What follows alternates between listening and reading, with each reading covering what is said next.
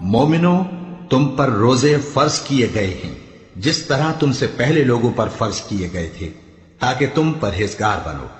روزوں کے دن گنتی کے چند روز ہیں، تو جو شخص تم میں سے بیمار ہو یا سفر میں ہو تو دوسرے دنوں میں روزوں کا شمار پورا کر لے۔ اور جو لوگ روزہ رکھنے کی طاقت رکھیں لیکن رکھیں نہیں، وہ روزے کے بدلے محتاج کو کھانا کھلا دیں۔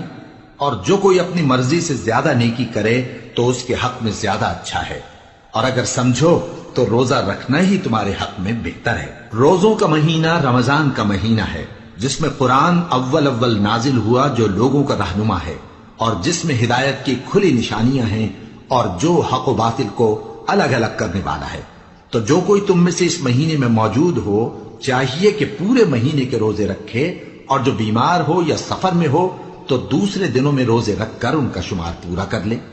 اللہ تمہارے حق میں آسانی چاہتا ہے اور سختی نہیں چاہتا، اور یہ آسانی کا حکم اس لیے دیا گیا ہے کہ تم روزوں کا شمار پورا کر لو، اور اس احسان کے بدلے کہ اللہ نے تم کو ہدایت بخشی ہے تم اس کو بزرگی سے یاد کرو اور اس کا شکر کرو۔ اور اے پیغمبر، جب تم سے میرے بندے میرے بارے میں دریافت کریں تو انہیں معلوم ہو کہ میں تو تمہارے پاس ہی ہوں۔